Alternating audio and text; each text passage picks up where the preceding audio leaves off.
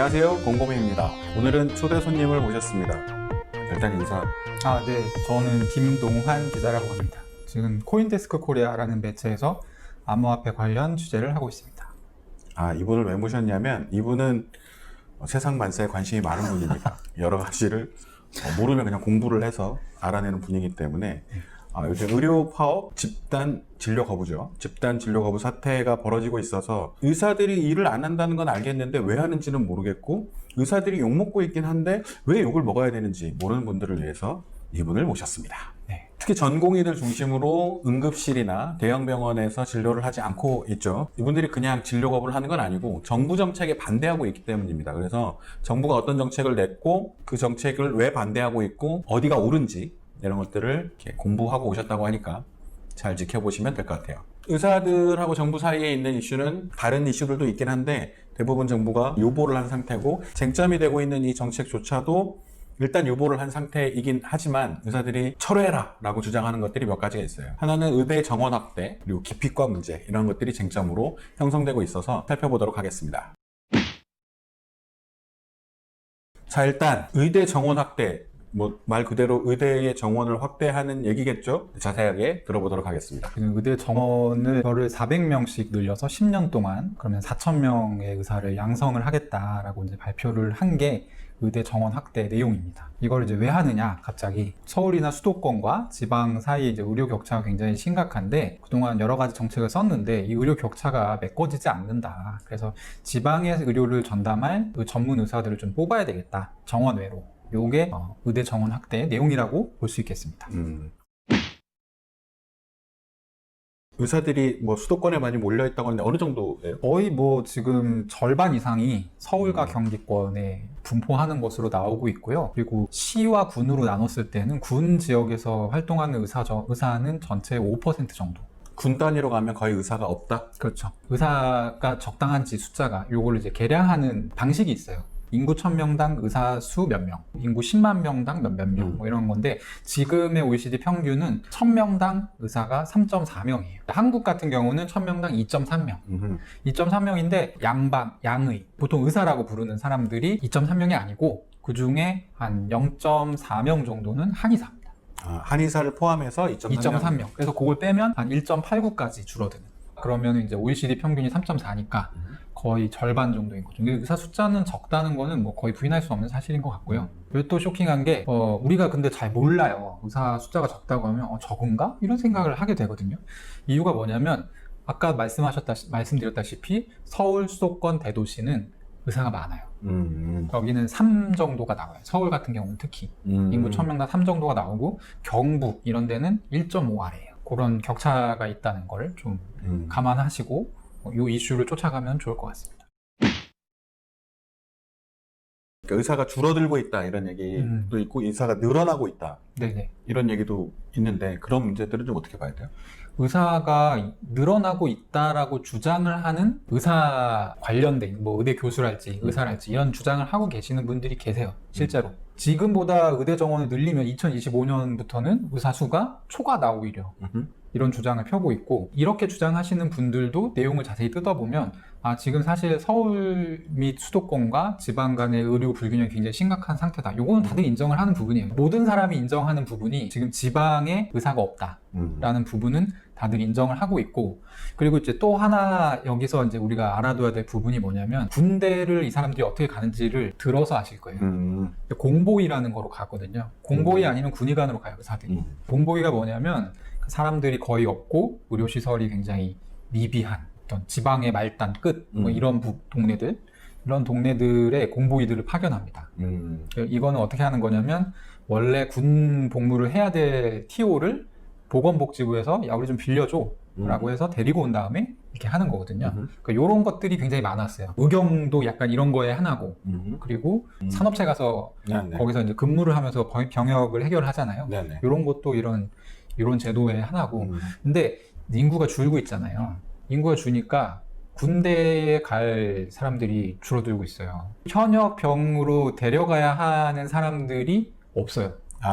군 자원 자체가 줄어들어서 대체 복무를 하는 사람들의 TO를 줄여야겠다라고 국방부에서 2016년에 발표를 했어요. 2017년 초 기준으로 연간 1,500명씩 뽑았어요. 공보위를. 근데 공보위를 2023년까지 단계적으로 감축해서 이제 1,000명 정도 수준까지 줄이겠다라는 게 국방부의 목표였는데 아하. 2019년 5월 기준으로 공보위가 3,500명까지 줄었어요. 그러니까 계속 좀 줄여가고 있는 거예요. 계속 계획대로. 이 오지의 의료를 어느 정도 커버하는. 그렇죠. 근데 이제 공보위가 만약에 많이 줄어들거나 뭐 사라지거나 이렇게 되면 도농 간의 어떤 그런 의료 격차가 더 심하게 되는 그러겠죠. 결과가 발생하겠죠. 1년에 400명 뽑는 사람들 다 보내는 건가요? 그렇진 않고요. 400명 중에 이제 300명을 지역으로 내려보내요. 아. 지역으로 내려보내고 그럼 100명이 남잖아요. 그 중에 50명은 감염내과, 그리고 이제 소아외과, 그리고 역학조사관 같은 이제 한국 같은 경우는 치료 섹터는 굉장히 잘 발달돼 있어요. 근데 예방의학 쪽은 아직 되게 미비하거든요. 그러니까 이런 부분을 좀 충원할 수 있는 이런 걸 하겠다는 게 이 50명의 TO를 그쪽으로 보내는 거고요. 그 나머지 50명은 그러니까 의료과학자라고 해서 바이오랄지 뭐 이런 분야에서 의학을 전공한 상태에서 이쪽에 기여할 수 있는 그런 우수 인력을 양성하겠다. 요게 지금 이제 정부가 내놓은 의대 정원을 늘리는 안의 내용입니다. 그분들을 지역으로 보내는 걸 기본으로 하면 이걸 지역 의사제라고 네. 하는 거죠. 그러면 왜 의사들이 싫어하는 거죠? 지금 의사들은 안 가잖아요. 왜 싫어하느냐? 이거는 정말 사실 논리적으로 잘 이해가 안 가요. 저는 개인적으로 솔직히 말하면. 근데 왜 싫어하는지는 잘 모르겠지만 어떻게 이제 의사들을 주장을 하냐면 지금의 의사 수는 적지 않다. 의료 서비스를 충분히 소화할 수 있는 수준이다. 그리고 지금 지역 의사제를 해서 뭔가 문제를 해결할 수 없다. 의사들은 이 대한민국 의료 체제 만악의 근원이 굉장히 낮은 의료 수가에 있다. 라고 이제 생각을 하고 있어요. 그래서 뭔 얘기를 하다 보면 모든 주제가 그쪽으로 귀결이 돼요. 아, 이거 지금 정부가 너무 의사들이 의료 수가를 이게 후려쳐가지고 돈을 못 벌게 하고 있으니까 지역에서 돈을 벌 수 있으면 의사들이 가지 않겠냐. 아하. 수가가 낮아서 안 가는 거다. 이런 식으로 이제 가고 있죠. 저는 뭐가 의아하냐면 일단 정부가 하겠다는 거는 지역 의사제를 통해서 도농 간, 그러니까 지역과 도시, 대도시 지역 간의 의료 격차를 줄이겠다는 거거든요. 그러면 수가로 그걸 해결할 수도 있겠지만 모든 문제의 답안이 하나만 있는 게 아니잖아요. 그렇죠. 그래서 지역 의사를 양성해서 내려보내게 되면 이걸 해결할 수 있다고 하면 그냥 하면 돼요. 이거는 수가는 또 따로 얘기하면 되죠. 이거는 아닌 것 같아 라고 하면서 대화를 안 하고 있죠. 의사가 뭔 말만 하면은 뭐 그거는 수가 문제다 이런 식으로.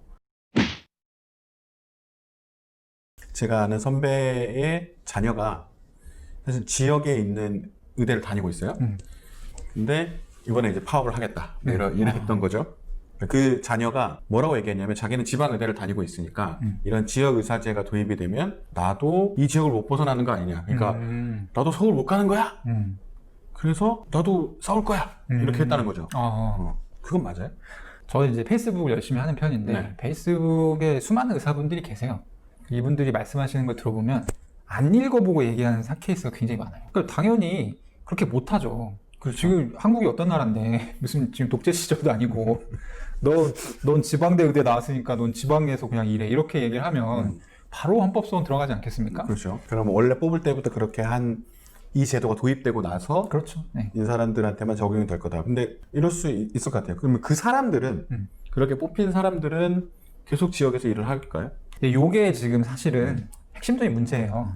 사실 이제 제가 여기에 나와야겠다라고 말씀을 드리게 됐던 핵심적인 계기가 이건데 의사들이 말을 하는 걸 가만히 들어보면 다 뇌피셜이야. 그러니까 너 같으면 지역에서 10년 동안 일하고 서울 안 오겠냐. 이런 논법을 쓰거든요. 그렇죠. 근데 이제 내가 가만히 듣고 있으면 그래 서울로 가겠다는 생각이 들 것 같기도 하거든요. 그렇죠. 딱히 부인을 못해. 그래서 이게 이제 계속 논의가 공전되는 지점이었는데 사실 어떤 도농 간의 의료 격차를 줄이는 게 이제 문재인 케어 안에 들어가 있는 내용이에요. 아하. 요게 나왔을 때도 반드시 이게 근거로 삼을 만한 사례가 있을 거라고 생각했어요. 아니나 다를까? 있었어요. 그게 이제 제가 찾은 게 이제 일본의 사례인데 지역의 이런 어떤 의료 격차가 한국에서만 나타나는 게 아니에요. 한 70여 개 국가에서 농어촌 등 취약지의 의료 인력을 확충하기 위한 정책을 수립하고 있어요. 그 중에 좀 잘 되고 있다라고 하는 게 이제 일본의 사례입니다. 처음에는 일본에서 했던 방법은 의사를 많이 뽑자. 그래서 많이 뽑았는데 나아지질 않았어. 오히려 도시로 확 몰리고 시골은 안 가고 궁여지책으로 이 지방자치단체에서 그 자치단체에서 일할 의사를 몇 명씩 뽑기 시작한 거예요. 자치의과대학이라고 하거든요. 해당 지역에서 일할 이제 의사가 될 학생을 뭐 이제 지역에서 지자체가 돈을 내고 육성을 하는 거예요. 그래서 이제 요게 1978년에 시작을 했어요. 1978년에서 이제 2016년 사이에 일본 전국에서 자치의과대학 졸업한 사람이 한 4,000명 정도 돼요. 아, 많지는 않았구나. 예, 숫자가 적어. 왜냐면 이게 지역마다 두세 명 정도씩 한 거예요. 각자 이제 지자체들은 원래 돈이 없잖아요. 그래서 왜 궁여지책이라고 했는지 알겠네요. 예, 그렇죠. 이렇게 해서 4,000명 정도를 뽑았는데 이거 통계를 내보니까 2017년에 조사를 했는데 이 현직에 그때까지 일하고 있는 사람들이 93% 정도 됐어요. 거의 계속 일을 하고 있는 거예요. 이 부분이 되게 중요한데 의무 이행 기간 이것도 똑같아요. 여기 지역에서 뽑아놨으니까 여기서 몇 년 일하고 그 다음에 네가 알아서 해 라고 했는데 이 의무 이행 기간을 마친 사람이 2,914명인데 네. 2,914명 중에 그 지역에서 계속 근무하는 비율이 69.6%였어요. 그러니까 거의 70%는 그 지역에 눌러 앉았다는 얘기예요. 아하. 한국하고 이제 일본하고를 1대1로 등치시켜서 비교를 할 수는 없어요, 물론. 그렇죠. 근데 허무맹랑한 얘기는 아니라는 거죠. 자치의과대학이라는 곳의 교육 프로그램이 단순히 의료 지식만 가르치는 게 아니라 그 해당 지역의 특성에 대해서 이제 실습을 하고 배워요. 아니면 뭐 이게 농촌이다, 어촌이다, 질환이 다를 거잖아요. 그럴 수 있죠. 그러면 이제 나가가지고 그런 실습들을 체험을 하고, 그러니까 계속 이렇게 차근할 수 있도록 붙여주는 거예요. 네, 그런 이제 교육 과정을 추가를 해서 어쨌든 굉장히 잘 됐어요. 잘 돼서 요거 벤치마킹 해보면 괜찮겠는데? 라고 해가지고 일본에서 2006년에 신의사 확보 종합대책이라는 걸 냈어요. 2015년 기준으로 이 지역 정원 제도를 1,100명 정도까지 높여놨어요. 지역 정원제가 지금 한국 정부가 이제 하려고 하고 있는 지역의사제하고 내용이 거의 유사하다고 할 수 있죠. 보니까 그냥 보니까 알겠더라고요. 저는 기자잖아요. 보니까 알겠더라고요. 여기서 뺏겨왔구나. 네. 정부에서 지금 하고 있는 어떤 지역의사제가 아예 근거가 없는 뭐 그런 거는 아니고 이런 게 있었으니까 우리도 한번 해볼 만하다. 대한의사협회 이런 자료를 보면 일본의 사례는 실패했다. 아니 그게 제가 굉장히 화가 나는 지점이에요. 제가 이걸 취재하면서 알게 된 게 보면은 자기들한테 불리한 건 안 써놔. 그리고 쓴다 하더라도 일본에서 이런 시도가 있었는데 결국 실패했다. 실패하긴 무슨 실패래. 뭐 알 수 없는 거죠. 아직 실패한지 알 수 없었고 이 본격적인 그러니까 일본의 제도가 도입되기 전에 자치단체들이 시도했던 정책은 성공적이었다는 거죠. 그것을 지금 확대했고 그 효과가 어느 정도일지는 좀 더 지켜봐야 된다라는 거죠. 수가를 올려야 된다. 혹은 이제 의사 돈을 더 벌 수 있게 해줘야 된다는 건 틀린 얘기는 아니겠죠. 그렇죠. 그분들에게 충분한 급여가 이제 보장되는 건 맞다고 생각하는데 뭐 요즘 커뮤니티에 많이 돌아다니는 말 중에 5억 4천이라는 말이 있죠. 그렇죠. 5억 4천. 5억 4천은 굉장히 큰 돈이잖아요. 그렇죠. 연봉으로. 그래서 제가 이제 찾아봤어요. 근데 약간 현자 타임이 왔는데 이게 우리가 그 잡코리아 이런 데서 직장을 구하고 제 학생들이 알바몬 같은 사이트를 이용하듯이 의사들도 초빙닷컴이라는 사이트가 있더라고요. 의사 초빙? 의사 초빙을 하는, 그러니까 의사들은 벌써 잡 오퍼가 아니라 이게 초빙하는 거, 초빙. 거기 보면 되게 독특한 게 의사들은 내가 월급이 얼마다라고 얘기할 때 이 기준이 세후입니다. 보통 우리는 세전이잖아요. 그렇죠. 내가 연봉이 5천만 원이야. 그러면 5천만 원을 받고 거기서 세금을 떼고 나머지가 이제 인마이 포켓 되는 건데 그렇죠. 의사들은 세금을 다 떼고 내 통장에 꽂히는 돈을 월급이라고 하더라고요. 그 개념을 넷이라고 해요. NET라고 하는데 초빙닷컴이라는 사이트 가보면 무슨 지방의 내과 자리인데 넷 1.8 이렇게 돼 있어요. 1,800만 원이에요. 월 1,800만 원을 저희는 이제 직장인이니까 일반 직장인 눈높이에 맞게 세전 연봉으로 환산하면 대략 한 3억 전후가 되겠네요. 네, 이게 많은 게 아니에요. 급여 수준이 높은 수준이 아니에요. 거기서 현자 타임이 세게 왔는데, 그러니까 거꾸로 얘기를 해보면 수가가 너무 낮아가지고 의사 생활 너무 힘들고 파업을 해야 돼요 라고 말하는 분들이 연봉 3, 4, 5억을 줄 테니까 일로 오세요라고 해도 저는 안 가겠습니다 라고 말하는 분들이라는 거죠. 그러니까 이제 약간 나랑 갈 텐데, 근데 각자 기준이 다르고 이제 살아온 길이 다르니까 뭐 그 상대적인 거라고 저는 생각하는데요. 그렇죠. 저는 별로 좋아하지 않은 표현이지만 국민 눈높이로 봤을 때는 도저히 납득이 안 가는 사실은 이제 그런 논쟁은 할 수 있다고 생각합니다. 그런데